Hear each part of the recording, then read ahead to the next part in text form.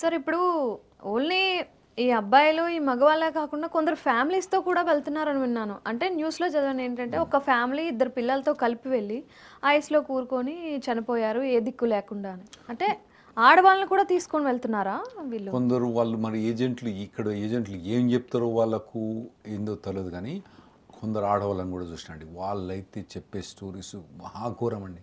వాళ్ళని ప్రతి ఒక్క దగ్గర సెక్సువల్ అబ్యూస్ చేసి చేసి చేసి వాళ్ళు యూఎస్కి వచ్చే వాటికైతే ఏడుస్తారండి. అబ్బా వాళ్ళ బాధలు వాళ్ళు ఇంటనే బాధ అనిపిస్తుంది.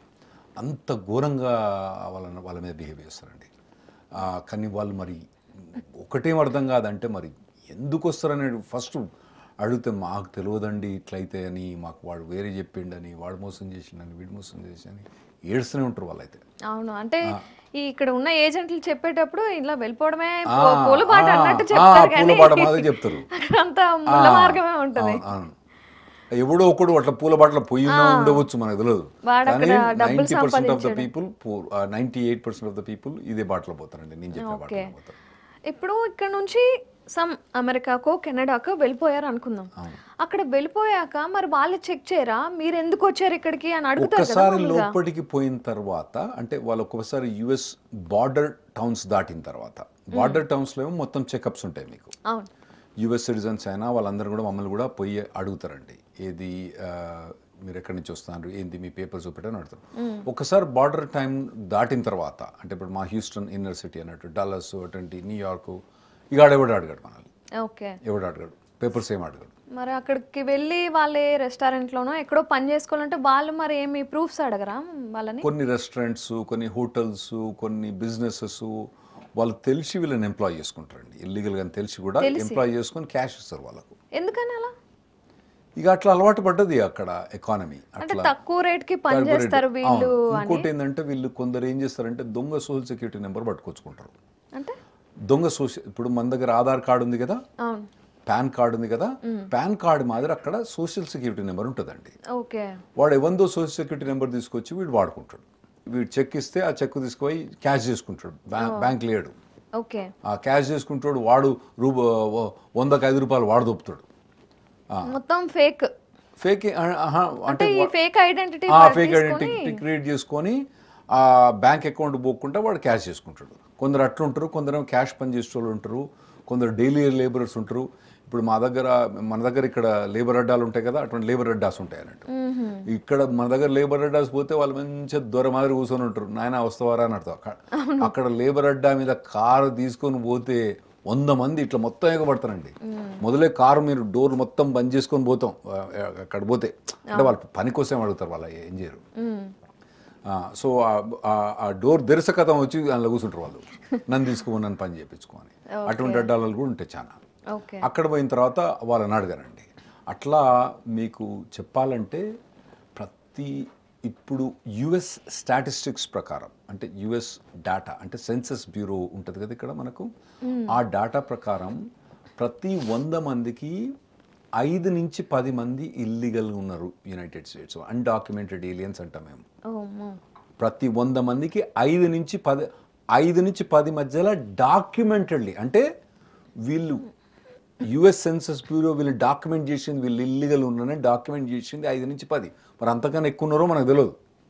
అంతమంది ఇల్లీగల్ ఉన్నారు. అందుకోసమే ట్రంప్ గొడవ చేస్తాడు కదా వీళ్ళందరిని పంపిస్తా ఇది అని చెప్పడానికి. అవును, పంపిస్తా అంటున్నా. అండ్ ఆయన గోడ కూడా కడదామని అంటున్నారు. మరి 3500 కిలోమీటర్స్ అంటే చాలా ఎక్కువ కదా. అయితే ఇప్పుడు వాళ్ళు గోడ కొడతామని ట్రంప్ అంటారండి. అవును. గోడ కడితే ఏం లాభం? నువ్వు 10 ఫీట్ల గోడ కడతావు, వాడు ఏం చేస్తాడు 12 ఫీట్లని చెనుకుంటాడు. దానివల్ల లాభం ఏముంటుంది? దాన్ని ప్రొటెక్షన్ చేయాలంటే అన్ని తీర్ల ప్రొటెక్షన్ చేయాలి. ఇప్పుడు గోడ కడితే లాభం ఏందండి? ఇప్పుడు ప్రొటెక్షన్ ఏం చేయాలంటే వాడు మీరు 6 ఫీట్ల గోడ కట్టింది అనుకోండి, వాడు 8 ఫీట్ల నిచ్చెన తెచ్చుకుంటాడు. 8 ఫీట్ల గోడ కడితే 10 ఫీట్ల నిచ్చెన తెచ్చుకుంటాడు. 10 ఫీట్ల గోడ కడితే 12 ఫీట్ల నిచ్చెన తెచ్చుకుంటాడు అని. గోడ కట్టేంత మాత్రం లాభం లేదు. దానికి ఓవరాల్ కాంప్రహెన్సివ్గా చేయాలి, అది వేరే విషయము. కానీ అది 3500 కిలోమీటర్స్ గోడ కట్టాలంటే కష్టం. గోడ కట్టినా కానీ ఆవుగవు, కింద సొరంగాలు పెట్టుకొని పోతారు, పొక్కలు పెట్టుకొని పోతారు, నిచ్చెన వేసుకొని పోతాడు. అట్లా ఉంటాయి ప్రొవిజన్స్. అంటే ఇది నేను 2,50,000 మంది ఎవరినని చెప్పినా ఓన్లీ ఇండియన్స్ పట్టుబడినాను. మన దేశస్తులు చాలా తక్కువ మంది ఇంకా గోడ మిగతా దుక్కు పెట్టారు. దేశాలు కూడా చాలా ఎక్కువ. మెక్సికో అయితే మిలియన్స్లలో అంటే దగ్గర కదా వాళ్ళు. దాదాపు 1 కోటి మంది అటు ప్రతి ఏడాది దాదాపుగా దాదాపు ఒక 1/2 కోటి మంది వాళ్ళు అంటే ఒక 50 లక్షల మంది వాళ్ళు జంప్ చేసుకుని వస్తారు. వాళ్ళు మనం ఓన్లీ 50,000 కదా. అవునవును, ఆ. వాళ్ళకి ఆ బోర్డర్ దగ్గర కాబట్టి వాళ్ళ ఎక్కువ దేశం jump కదా, వాళ్ళకి చేస్తారు. అన్ని తెలిసి మన వాళ్ళ మాదిరి ఇన్ని ఏజెంట్లకు పే చేయాల్సిన అవసరం ఉండదు. కొందరికి పే చేయాల్సి వస్తుంది. మన మాదిరి 10 ABCDEF అవన్నీ పోనక్కర్లేదు. అవును, డైరెక్ట్. వాళ్ళు డైరెక్ట్ వచ్చి చూస్తూ అంటారంట వాళ్ళు. కాదు సార్, ఇప్పుడు అమెరికా చాలా డెవలప్ అయిన దేశము. ఈ ఇమ్మిగ్రెంట్స్ ఇలా వస్తుంటే వాళ్ళు ఎందుకు మరి రిసీవ్ చేసుకుంటున్నారు? వద్దని చెప్పేయచ్చుగా. అంటే వాళ్ళ లా ఏమైనా అలా ఉంటుందా? వద్దని చెప్తే ఎవరింటారండి? వద్దని చెప్తే ఎవరింటారు? ఇప్పుడు వద్దని చెప్తే వాళ్ళ ఇంటి వాళ్ళు అయితే వద్దని చెప్తారు. ఇంటలేరు కదా. ఇక్కడ ఏమైతానంటే ఇప్పుడు మన ఇండియాలో ఒక లేబర్ పని చేస్తే, ఒక రోజు పని చేస్తే ఎంత వస్తాయి? 800 రూపాయల నుంచి 1000 రూపాయలు వస్తాయి. ఆడవాళ్ళకి ఎంత ఇస్తాను? గంటకు $10. అంటే ఒక ఏడాది కనుక రోజు కనుక వాడు 9 గంటలు పని చేసుకుంటే $90 అంటే వానికి దాదాపుగా 7,000 నుంచి 8,000 రూపాయలు వస్తాయి ప్రతిరోజు. అది ఒక రోజుకి. వాడు అదే 25 రోజులు పనిచేసిండు అనుకోండి, ఎంత వస్తాయి? 8,000 ఇంటూ 25 వేసుకోండి, ఎంత అవుతుంది? 2 లక్షలు అవుతుంది. ఒక లేబర్ క్లాస్ పర్సన్ ఒక 2 లక్షలు సంపాదిస్తున్నాడు అనే వాటికి ఏమైందంటే వాళ్ళకి ఆశ పెరుగుద్ది అన్నట్టు. అంటే ఒక ఇండియా నుంచి కాకుండా ఇప్పుడు మెక్సికో దేశం కూడా పూర్ దేశమే. గౌతమేలా ఉంది, ఎల్ సాల్వడోర్ ఉంది. ఇవన్నీ కంట్రీస్ అన్ని కూడా పేద దేశాలే. అక్కడి నుంచి చాలా మంది ఇట్లా ఇక్కడ ఇండియాలో పనిచేస్తే 22,000, ఆడ పనిచేస్తే 2 లక్షలు. అట్లా ఆ ఫీలింగ్ వాళ్ళకు ఉంటుంది. వాళ్ళు అక్కడి నుంచి వాళ్ళు జంప్ చేసుకుంటూ వస్తారు అన్నట్టు. అందులోనే మన వాళ్ళు కూడా కొందరు అందులో అట్లా జంప్ చేసేది. అది మోర్ అట్రాక్షన్ వాళ్ళకు. ఎక్కువ డబ్బు మెయిన్ అట్రాక్షన్, అంతకు మించి ఇంకేం లేదు వాళ్ళకు.